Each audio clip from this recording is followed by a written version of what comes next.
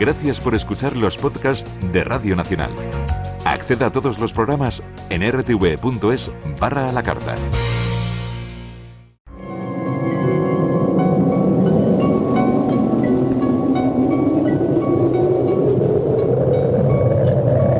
Solo cuando el túnel está en la más absoluta oscuridad es cuando puede volver otra vez la luz.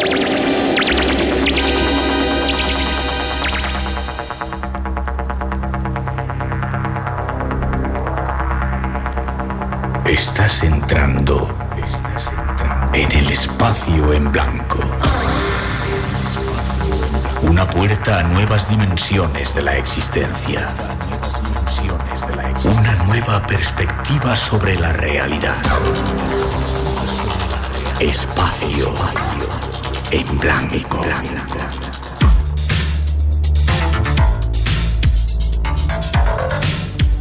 Una producción escrita y dirigida por Miguel Blanco.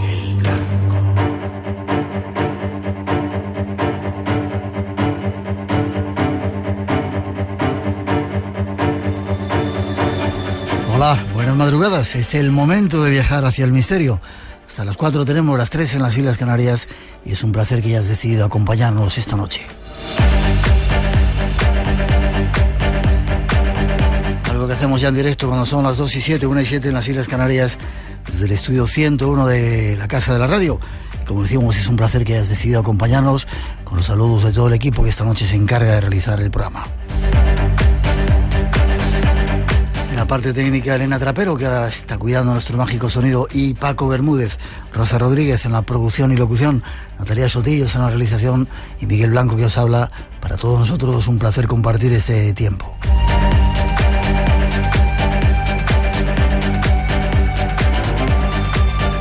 Y como siempre tenemos 5 premios, 5 regalos para daros las gracias por vuestra ayuda. Teléfono de llamada gratuita 900-137-137, el email espacioenblanco@rtv.es, nuestro muro de Facebook y el Twitter Blanco Radio, y además tenemos un WhatsApp, el número 652-035934, con la bienvenida para todos. Y hay invitados de lujo esta noche. Hay un avance de lo que nos espera con la recomendación de que no os lo perdáis.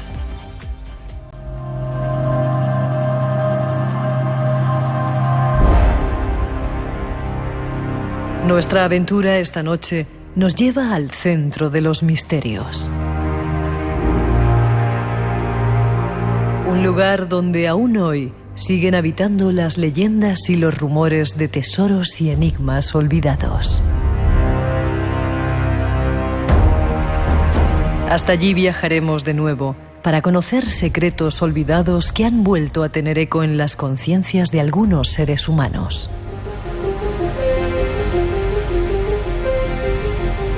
Continuaremos por el camino de las conspiraciones.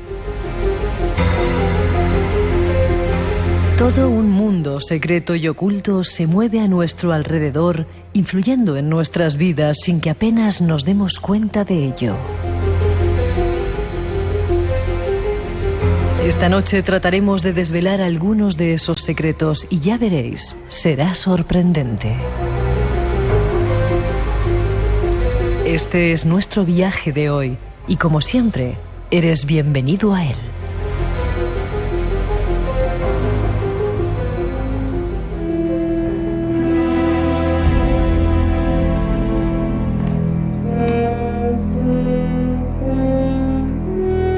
Ahí están los primeros datos, con la recomendación, como casi siempre, de que no os perdáis el programa.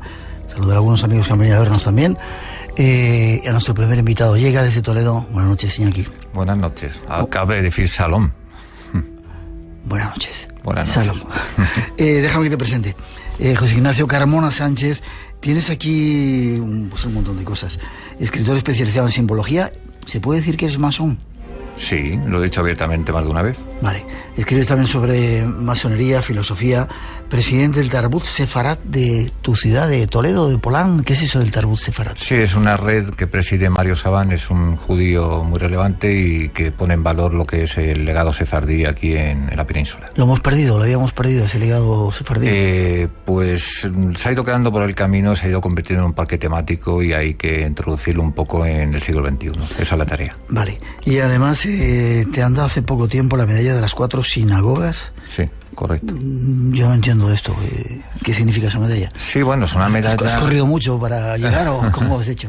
Pues hay cosas que se pueden contar y otras que son en clave confidencial, no secretas, que tienen que ver mucho con programas relacionados con ese mundo judío y la relación que tiene con Toledo, que estoy propiciando que venga, por ejemplo, una beca a Toledo, tratando directamente con personas tan relevantes como David Hatchell, el presidente de las Federaciones Judías, y fue a propuesta del Consejo Sefardí de Jerusalén, su presidente me la entregó en Madrid, Abraham Haim, y para mí fue un acto muy emotivo porque aquel niño de 7 años que nació sobre un cementerio judío, el cementerio de la Horca, y decía inexplicablemente que era judío... ¿Ese niño eras tú? Ese niño era yo. Que el propio cabeza visible de todas las comunidades sefardías, hoy en día el presidente del Consejo Sefardí, me hiciera entrega esa medalla, para mí fue como cerrar el círculo conmigo, que soy un judío anusín, posiblemente descendiente de los judíos forfados, los que se quedaron aquí, y él de los que se fueron. Y además has hecho un trabajo que se llama Toledo, Judíos, Curiosidades, Mitos y Encantarías. Dime una cosa, hemos hablado muchas veces de Toledo, hemos estado muchas veces en Toledo, hemos ido y venido y hemos dicho y desdicho acerca de él. Habíamos dicho en un determinado momento que estaba muerto Toledo, sin embargo ahora está renaciendo. ¿Qué está pasando en Toledo? Hay muchas visitas secretas de gente no sé si misteriosa, secreta, no sé. ¿Tú sabes más de esto? Sí, sé bastante, Miguel. Sé bastante porque me preocupa y me ocupo en ello. Toledo es la confluencia de multitud de profecías, de profecía Tadispar, por ejemplo, nos perdemos, por ejemplo, la Mongolia, figúrate tú, hay una profecía... ¿Qué es eso de la Mongolia, perdón? La Mongolia, pues por cerca del lago Baikal, vale. Relacionado con el Rey Mundo y Agartha, te pongo un ejemplo, por ejemplo, que dice que hay un túnel que conecta con Toledo y que ¿Desde allí? Sí, desde allí. Y que seguramente saldría el anticristo por la ciudad del Tajo. Esa, fíjate qué profecía tiene. Hay una masonería llamada, una masonería muy crista, masonería los 72, allá por Centro Europa, que también se retrotrae que sus conocimientos proceden de Toledo. Esto, bueno, era la ciudad de la magia, era la ciencia toledana. Pero fíjate la confluencia de mitos que viene ahora Kumar, el descendiente de la Blavatsky, y nos cuenta de pronto, redescubre en Toledo unos alguien que está allí ahora, ¿no? Sí, trabajando lo que acabas de decir, despertando esos depósitos de conocimiento, lo que llama él el águila, la senda y el símbolo, que dejaron pues personas que sabían muy bien trabajar ese tipo de cosas que tocamos en este programa. Tenemos otros amigos también que se dedican a la Orden del Toledo Oculto, que han venido algunas veces al programa también para hablar de Toledo. Sé que están escuchando, por eso les hago referencia.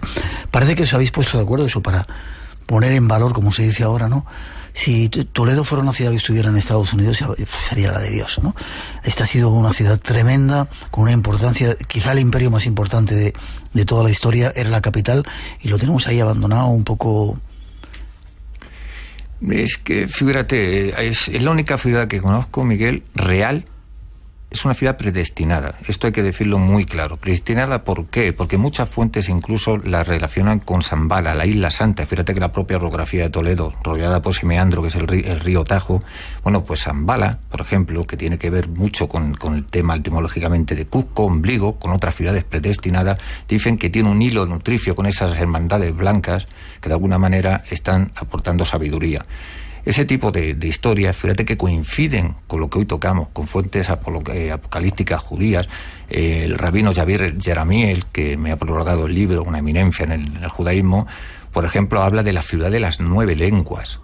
Serán las lenguas que cumple una profecía, que es el Salmo 113, de cómo se glorifica al Señor en el mayor número de lenguas posibles. Pero es que más... ¿Eso se hace en Toledo? ¿Se hacía en Toledo? Sí, en Toledo, a través de la Escuela de Traductores, que se iba volcando sucesivamente a todas las lenguas que existían, y claro, eso solo se dio en Toledo. Ese tipo de historias, si confluimos con, por ejemplo, con toda la literatura apocalíptica judía, nos encontramos con una ciudad que ya te digo que es única, que que de pronto, por ejemplo, cuando Kumar viene a trabajar Toledo y nos habla del Tajo, que es una palabra de origen sánscrito, y nos dice que que los íberos son descendientes de los atlantes y que una de las funciones precisamente del corazón de la península de Toledo sería conectar con aquel continente que quedó a la deriva, reunificar los continentes. Qué curioso que él no sabe de una de esas profecías judías o de una realidad que se hizo en Toledo, que es que la comunidad judía conversa fue la que estuvo detrás del descubrimiento de América. Nos lo vas a contar ahora. Parecen locuras, yo no digo nada. Simplemente os aviso también a ti, Miguel Ángel, que estás ahí. Esta noche esa gente muy así... No, puedes seguir con tus... Pero os aviso de... Cuidado con lo que decís, que hay mucha gente escuchando, gente que apunta, ¿eh? Y sois vosotros los responsables. 12:16, 1:16 en las Islas Canarias. Nos vamos de viaje a conocer algo más de esa ciudad que queremos que reviva cuanto antes.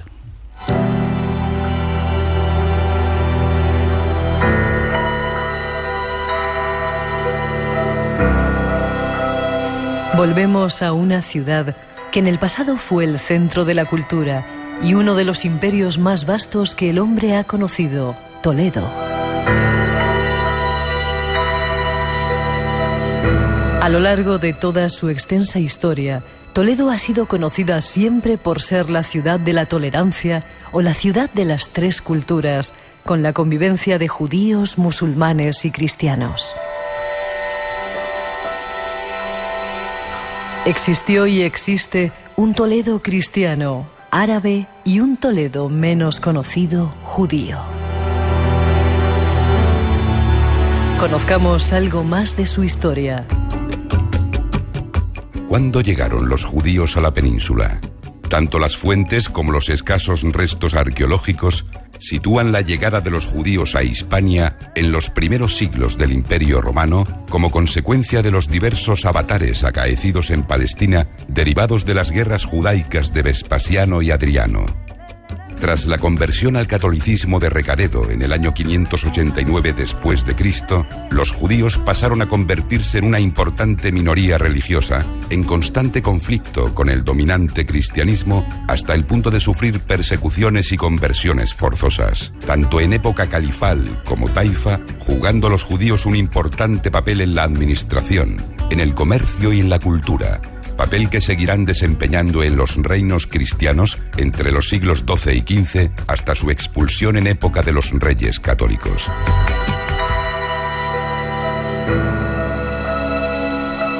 Los judíos en Toledo y su influencia en nuestra cultura.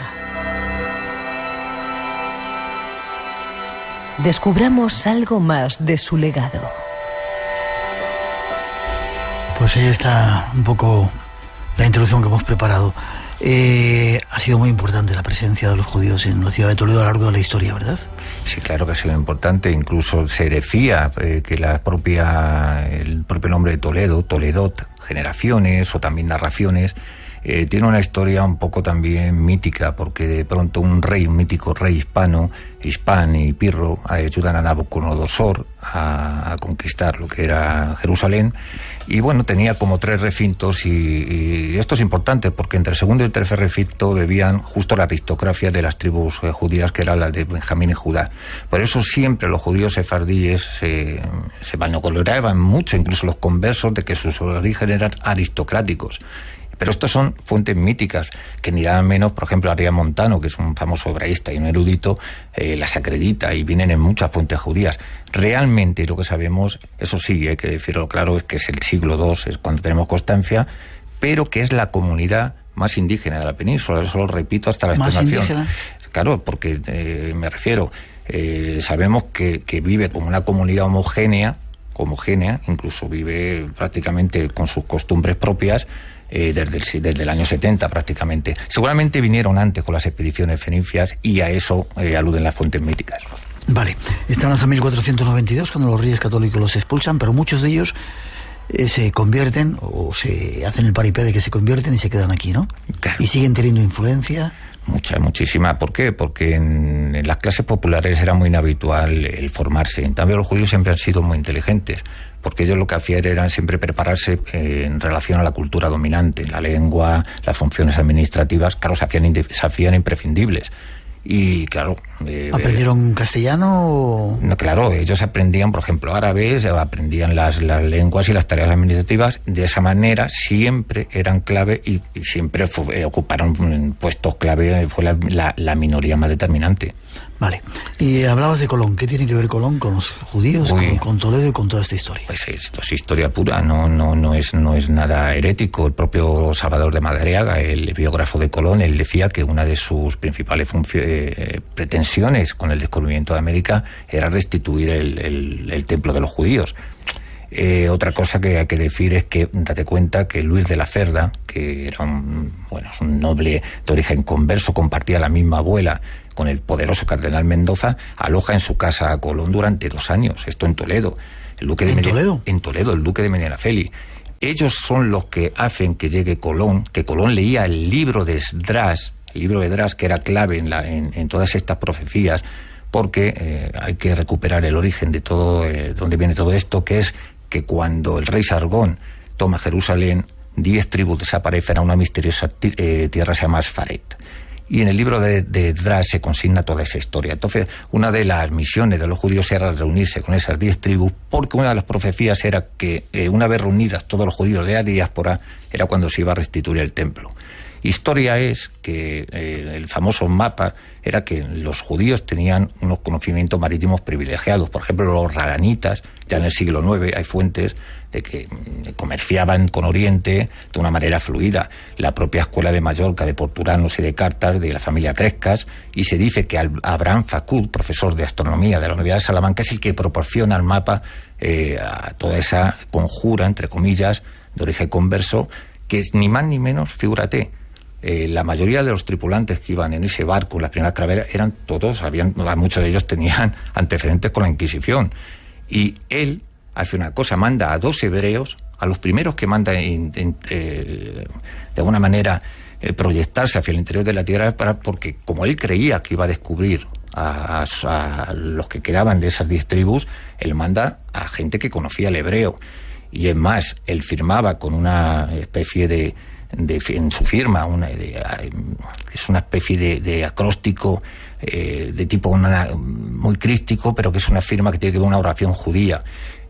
Ni más ni menos él, y esto también es historia, se basaba en los viajes de Benjamín Tudela, sí, que había hecho al Oriente, que había conectado con unas probaciones de origen judío. Esto era por las Indias Orientales. Pero bueno, de pronto eso de que la comunidad conversa judía es la que está detrás del descubrimiento. Luis Santángel es el que financia con 140.000 maravedíes, otro personaje clave en toda esta conjura, por decirlo de alguna manera. Es decir, todos los personajes que terminan en el descubrimiento de América, todos son de origen judío.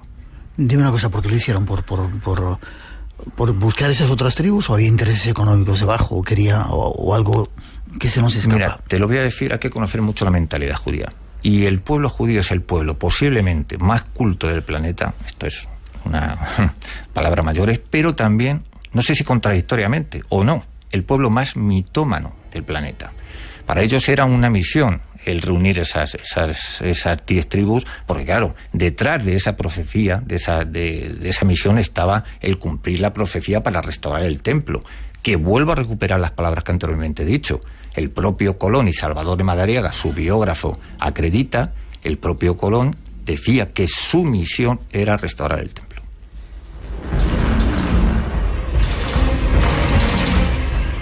Espacio en Blanco, en Radio Nacional, con Miguel Blanco. ¿No buscaban, si ya conocían que había algo más allí, intereses económicos, lo que pudieran encontrar? Digo.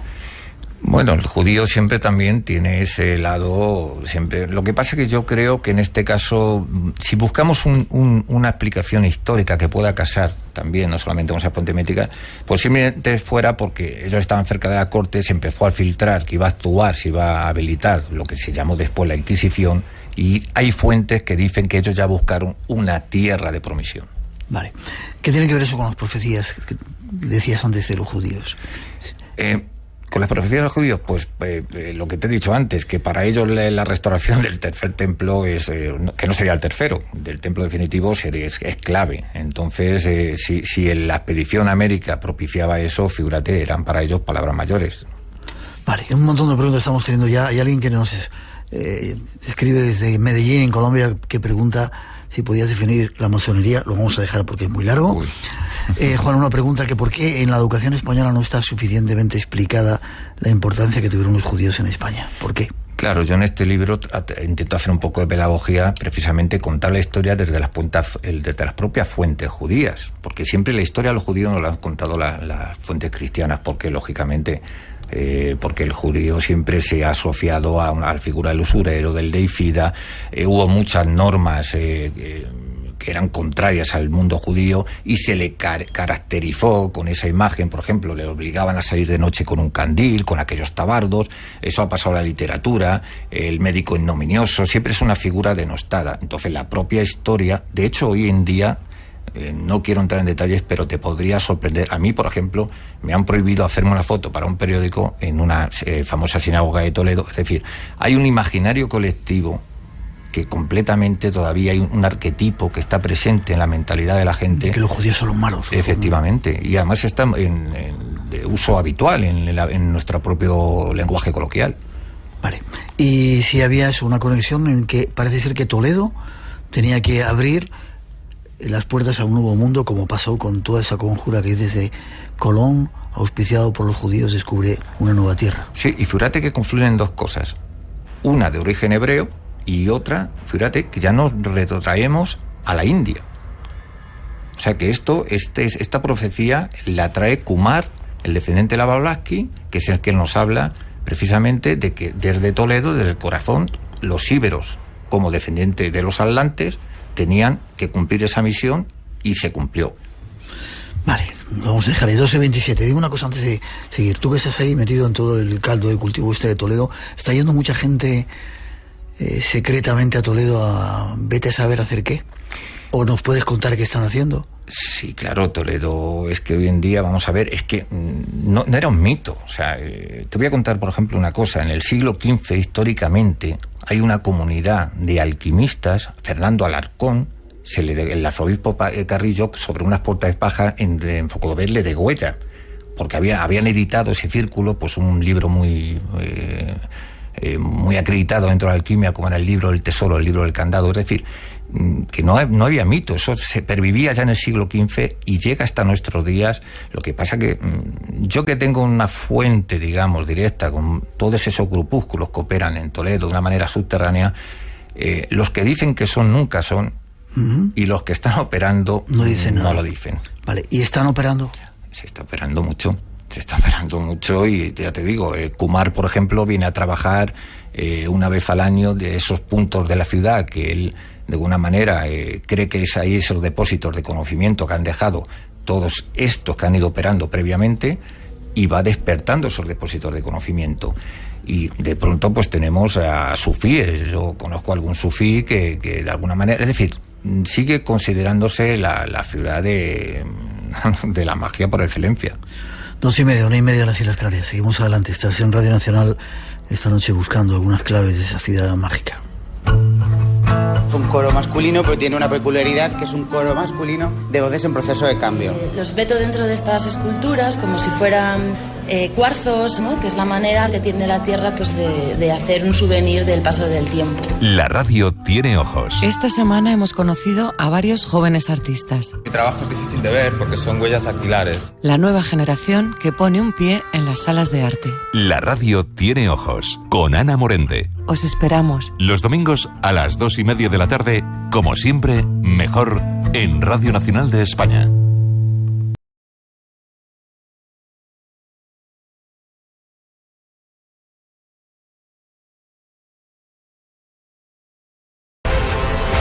Estando en Toledo, no podemos evitar volver tras las huellas de uno de los objetos más sagrados y perseguidos de la historia, la Mesa de Salomón. Rescatamos un fragmento de otro programa en el que hablábamos de ella.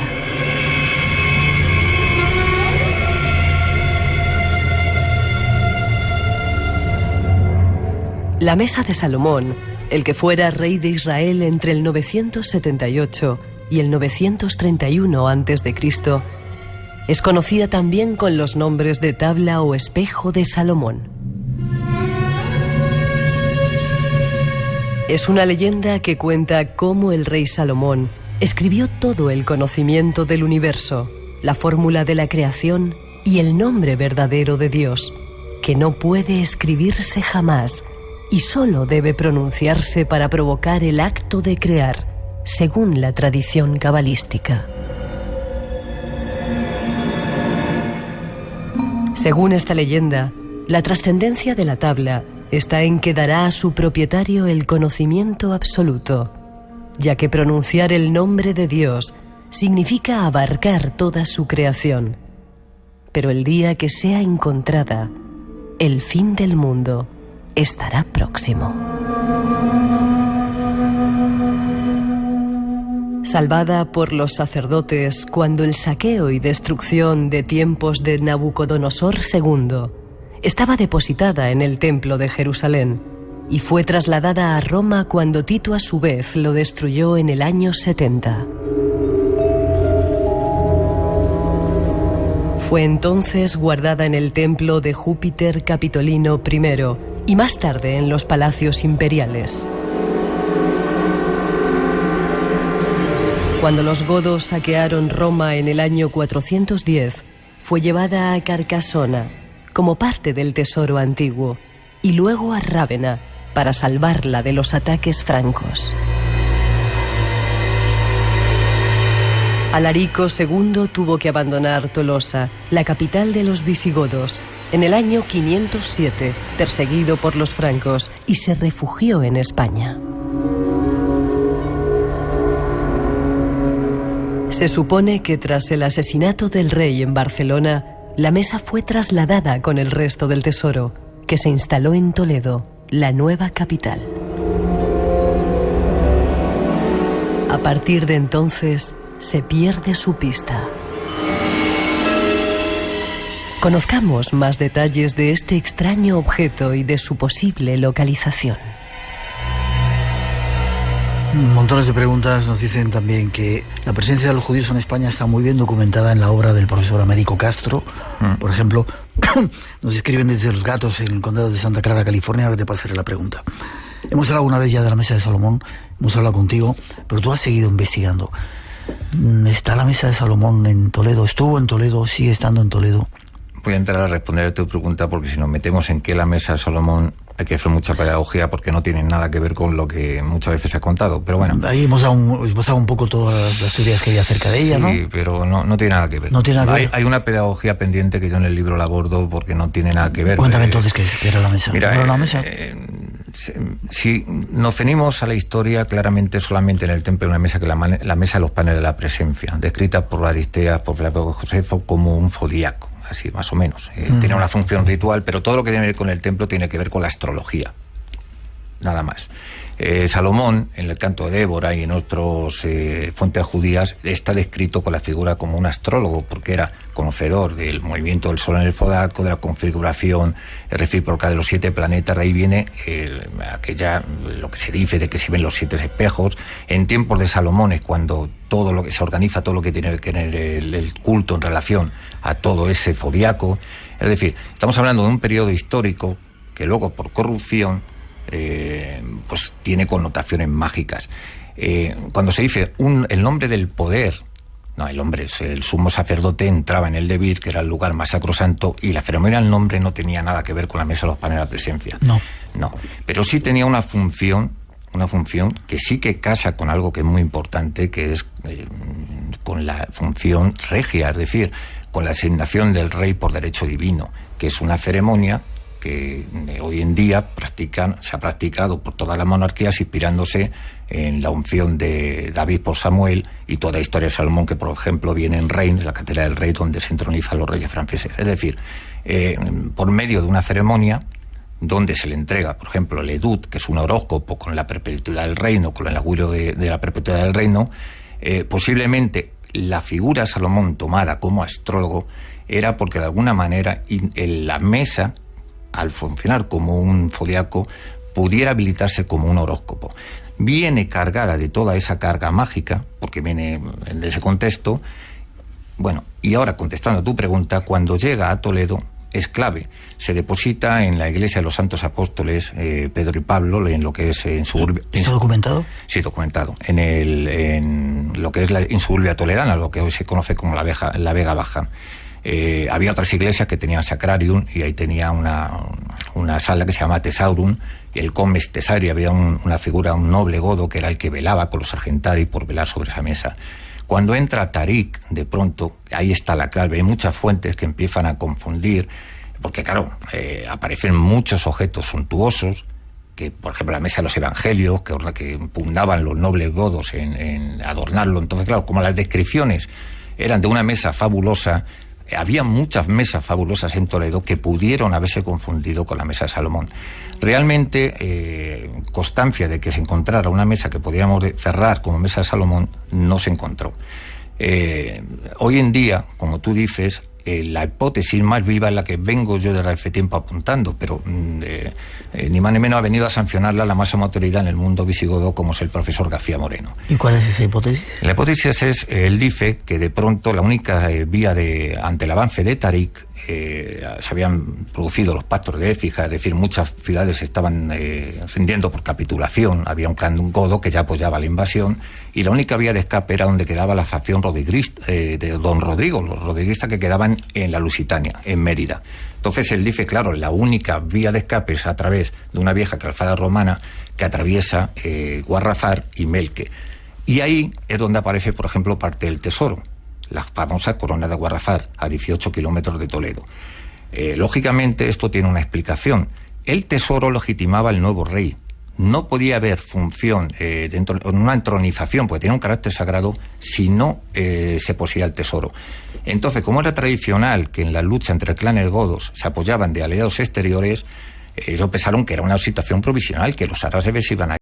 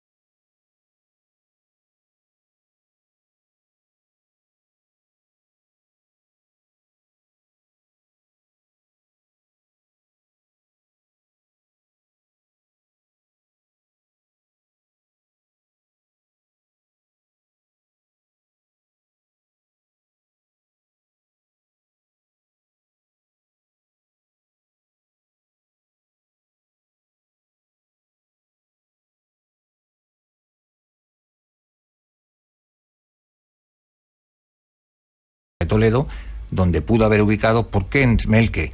Porque también, aparte de todo, tiene una intrincada, era un sitio ideal.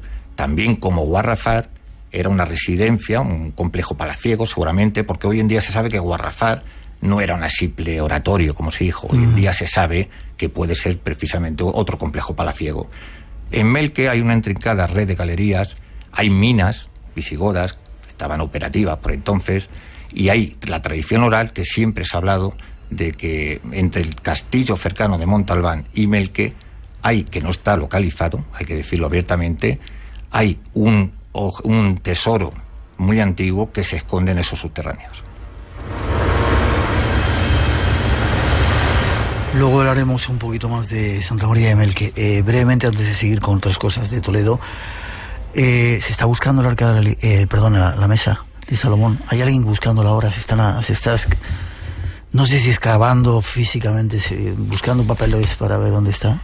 Tenéis que ver la cara que está poniendo. Es muy operativo y es un tema preocupante. Y te digo preocupante porque yo rastreando esto, como lo dije públicamente una vez, a lo mejor no debía haberlo dicho, pero es cierto que alguien muy importante, con mucha información, tengo amigos de todo tipo, algunos muy importantes, sí me hizo un aviso, y es una persona de mucho crédito, mucha trascendencia, y me dijo que estaba tocando, o sea, que la cosa es más seria de la que pensamos.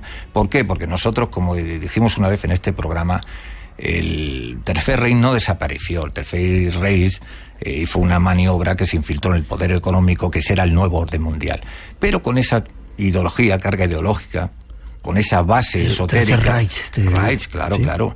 Y la famosa, y hoy en día los sucesores de todo ese tinglado, cuando hablemos de Belqué, voy a dar una noticia que es muy desconocida para la gente, para que vea que estuvieron operando en esa zona de una manera muy activa, con un conocimiento muy profundo de la zona, como lo tuvo, por ejemplo, el círculo de Felipe II. Posiblemente eran los que más información tenían. Felipe II era rey de Jerusalén, todo el círculo el famoso arquitecto era, o sea, no eran unos recientes comentados, y ellos habilitan una figura, una especie de lo que hoy podría ser un testaferro, que es Juan de Carrión, para no dar pistas a terceros, que él compra una serie de terrenos cerca de lo que son los Montes de Toledo, buscando tesoros. O sea, muchas fuentes apuntan a esa zona como una zona muy, muy importante, y manejaban mucha información que si quieres luego entramos en ella. Vale, se sigue moviendo la historia. 2:42, cambiamos un poco de escenario y vamos a cosas más mundanas de Toledo. Tras esa introducción nos lo ofrecemos.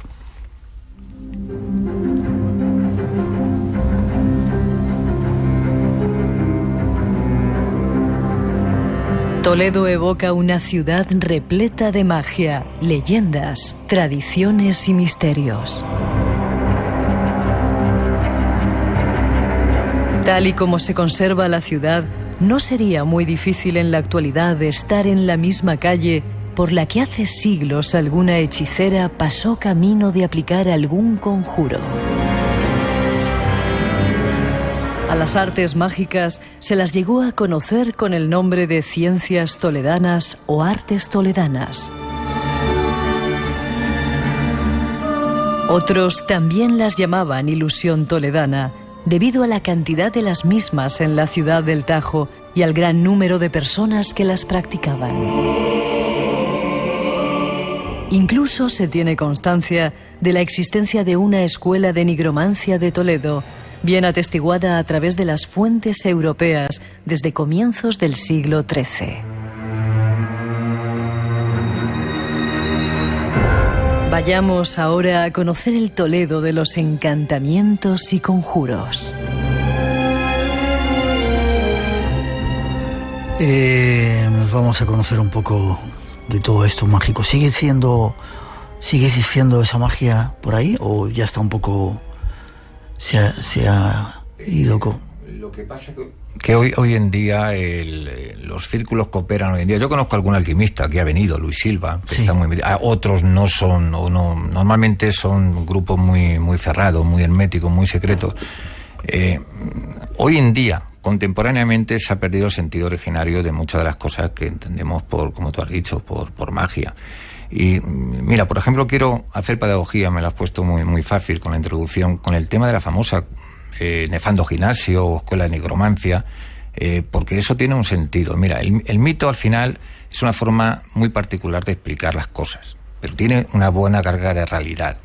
¿Por qué? Porque en Oriente, en Babilonia, por ejemplo, sucede una cosa, en determinada época se consigna y se confrontan cosas que eran tan heterogéneas como la astronomía hindú, como la astrología persa, como la ciencia griega, como la geografía alejandrina, y fíjate quién lo hace, los hermanos de la pureza, que eran de inspiración sufí, o sea, estaban conectando con el sentido originario de la magia, que con los griegos pierde su sentido. En un principio todo el conocimiento era un solo conocimiento. No había magia, no había religión, estaba todo unido, efectivamente, ¿no? ellos vuelven a reunir, a consignar en un único modo de conocimiento todas esas ciencias aparentemente heterogéneas y la trasladan a Toledo, a la península, pero acaba en Toledo. ¿Qué sucede entonces? Que cuando se nos dice, por ejemplo, que Hércules viene y funda una famosa escuela de nigromancia, lo que se está diciendo con el mito es que ha sucedido algo que viene de Oriente y viene a Occidente. Esa es una fe, el mito siempre explica un proceso histórico. Pero es más, Fíjate la importancia que tiene Toledo. Ahí el centro de gravedad espiritual judío también se traslada desde Babilonia, Bagdad, Túnez y acaba también en la península y después en Toledo. Se fija en Toledo, que luego da nacimiento a todas esas escuelas talmúdicas a la cábala. O sea, tenemos por una parte la cábala, tenemos por otra parte la magia de verdad, la magia de la que practicaba Newton. Con conocimiento. Con conocimiento.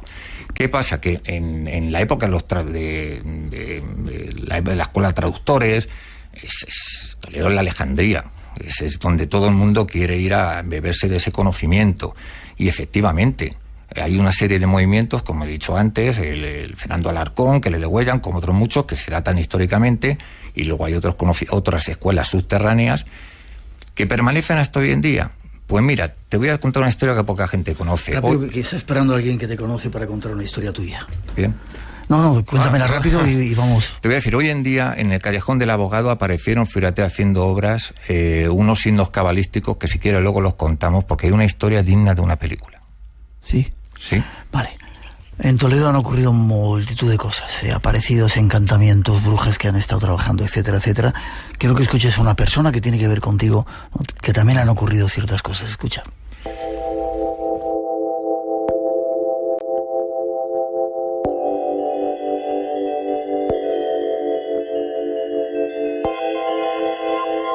Hasta Toledo nos vamos. Carmen Sánchez está al otro lado de la línea. Buenas noches, Carmen. Buenas noches. ¿Eres enfermera o has sido enfermera, Carmen? Sí, lo fui. Lo fuiste. Supongo que nada dada creencias supersticiosas o... No creo en ello. No crees en ello. Sin embargo, cuando estabas embarazada de Ignacio, ¿te ocurrió algo? Sí, estando embarazada y después de dar a luz. Fueron 2 las que tuve. Cuéntame la primera, cuando estabas embarazada. Creo que te apareció un anciano. No, fue mi abuela. Ah, tu abuela. Mi abuela. Y me dijo, venía con un camisón blanco, yo estaba medio despierta y medio dormida. Vale, ¿dónde estabas, en la habitación? Sí, estaba en la habitación donde estaba Ignacio. ¿Era de noche? Sí, era de noche, serían las 2 de la mañana. Vale, ¿y de repente la viste aparecer? Sí, vi a mi abuela con un camisón blanco, con sujeto al cuello con una goma, en las mangas lo mismo, lo único que no se la veía los pies. Era un camisón blanco vaporoso y los pies no pude vérselos. Y me dijo que iba a tener un niño y que le tenía que llamar José Ignacio. Yo le pregunté por qué y me dijo que solamente me podía decir eso y desapareció. ¿Y no te dio miedo? No me dio miedo porque quería tanto a mi abuela que no me asusté, ni me dio miedo, ni nada. ¿Y no te pareció extraño? ¿Alguien que no creía en estas cosas o no cree en estas cosas? Pues yo que no creía, pues empecé a creer. Pero miedo no me dio ninguno. Me dio la sensación de, no sé, una sensación interior de alegría por ver a mi abuela.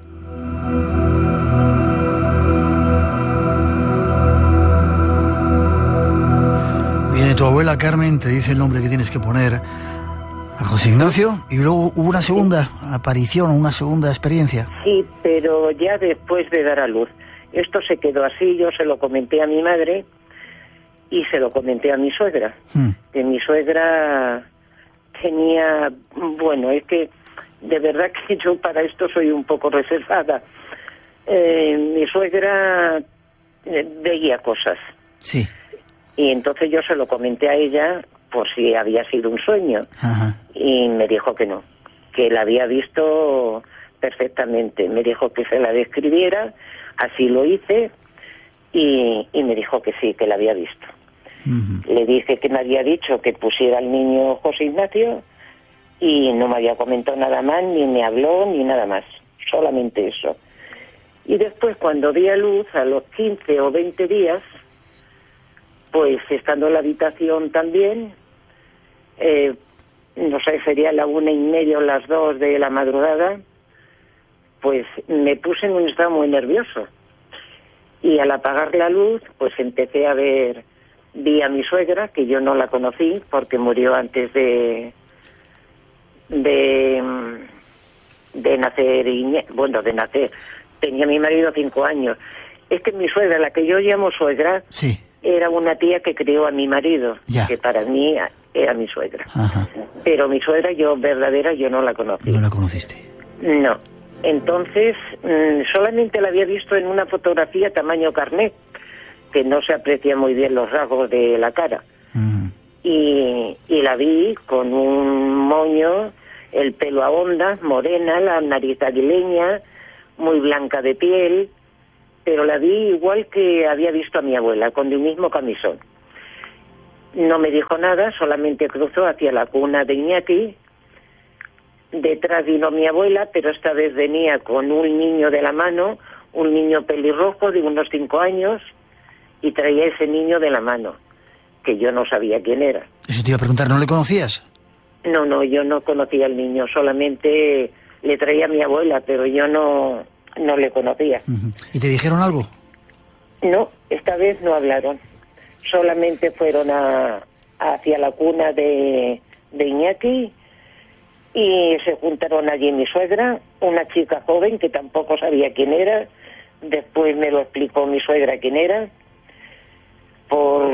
Según le di yo los rasgos físicos de la niña, que era una persona de unos 18 años, una niña joven. Y el niño pues tendría unos 5 años, pero el niño iba de la mano de mi abuela. Y ya está, fueron todos hacia la cuna, vieron al niño, no le tocaron ni nada y desaparecieron. Carmen, ¿y por qué? ¿Por qué iban a ver a Iñaki? Sí, iban a ver a Iñaki, me dijeron. ¿Y por qué iban a verle? Pues no lo sé, porque a mí no me lo dijeron. Pero es chocante porque tengo 8 hijos y en ninguno me ha ocurrido esto. Es la única vez que me ocurrió, cuando nació él. Bueno, la primera vez, cuando me dijo que le pusiera José Ignacio, mi abuela, sí, que se me ha olvidado contártelo, me dijo que iba a ser un niño muy conocido. Eso fue lo que me dijo, un niño muy conocido, y que le pusiera Iñaki, nada más. Y la segunda vez que los vi ya no me hablaron. Y ya está. Esta es toda la historia que tengo que contar respecto a Iñaki. Pero vamos, te vuelvo a repetir que he tenido 8 hijos y es la única experiencia que he tenido de ellos. Carmen, solamente con uno. Carmen, gracias. De nada. Gracias por contarlo. Aquí te está escuchando Iñaki. Gracias, espero que tengas mucha salud. Falta me hace. Y que te pueda abrazar. Estoy enferma de la columna y tengo muchísimos dolores. Pues espero que te pueda abrazar dentro de poquito para ir por Toledo. Fuerte abrazo. Igualmente. Hasta prontito, Carmen. Adiós. La leyenda continúa. Espacio en Blanco. Con Miguel Blanco en Radio Nacional. Esa persona era tu mamá, que de repente en Toledo, sin creer en esta serie de cosas, tiene visitas antes de que tú nacieras y cuando tú habías nacido, para anunciar que quizá lo que estás haciendo ahora es ser ese puente. Bueno, no puedo decir que no. Yo esta historia, mi madre está muy enferma, nunca la he contado.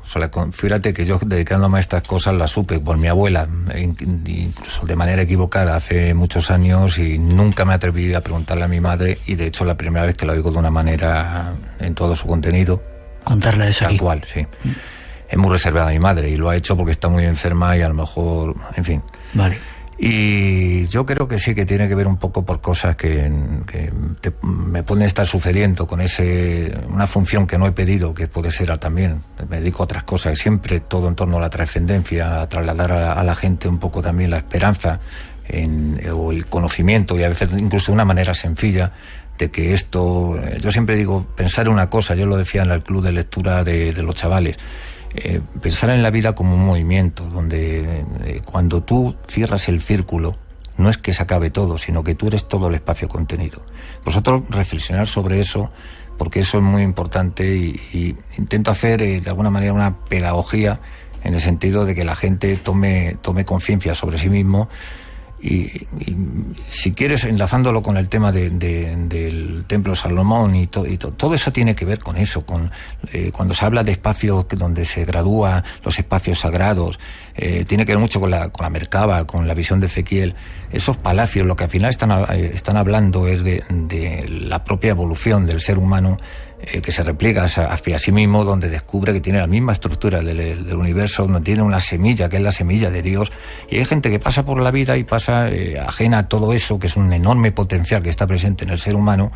Y yo, pues, sí he tenido mis propias vivencias. Me ha costado mucho porque tiendo a racionalizarlas, pero sí he tenido en el Escorial, en determinados periodos de mi vida, una luz blanca que he visto perfectamente. He visto en esa misma casa, sufrían cosas, un anciano. ¿En la casa donde vivías? Sí, asirse a los pies de mí.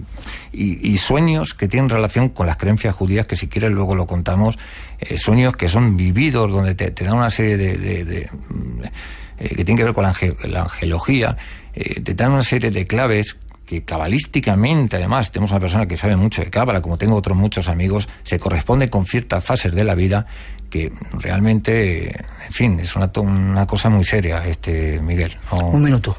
Los judíos creían en la magia, creían en la astrología, creían en todo eso. Sin embargo, los rabinos parece que... Eso como en todas las religiones, siempre eso está como demonizado porque, claro, el hombre es un propio Dios, no lo tienes que gestionar desde fuera, ese es el poder que tienen, el poder de tener el poder sobre otro ser humano, cuando el propio poder parte de nuestra propia fuente, era aquella fórmula de Vitriol, visita interior a terra, rectificando inves, ocultan lápiden, es decir, tú mira hacia dentro de ti y esa piedra angular, que es igual, la mesa, el arquetipo, cualquier objeto estos legendarios, como hemos hablado, la mesa de Salomón, el grial, eso está presente en nosotros.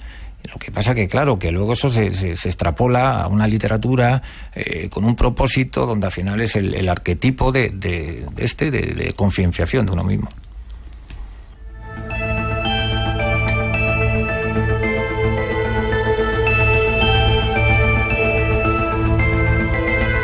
Te quedas un ratito, 5 minutitos después. No te voy a dar mucho más tiempo porque tenemos otro invitado peso pesado que nos ha venido de Cantabria, que ese sí que nos va a poner los pelos de punta con cosas que suceden que quizás se nos pasan desapercibidas.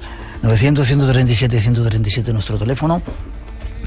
No os vayáis, tenemos mucho todavía que contaros. Yo quiero ir contigo a Santa María de Melque. A ver, ahora me cuentas un poquito lo que hay ahí, ¿vale? Sí, de acuerdo.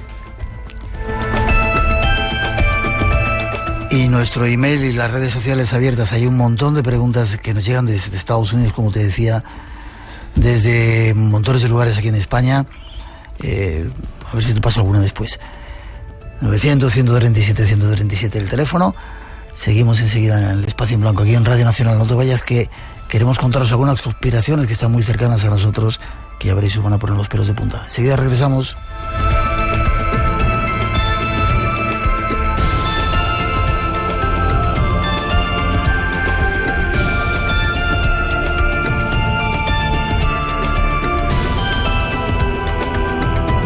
Espacio en Blanco. Tu cita con lo desconocido. En Radio Nacional. Con Miguel Blanco.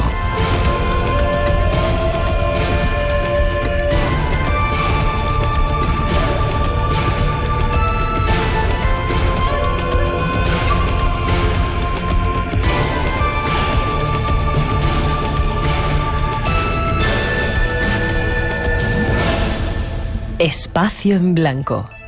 Buscamos respuestas a los misterios de los hombres y las mujeres del siglo XXI. En Radio Nacional de España, con Miguel Blanco.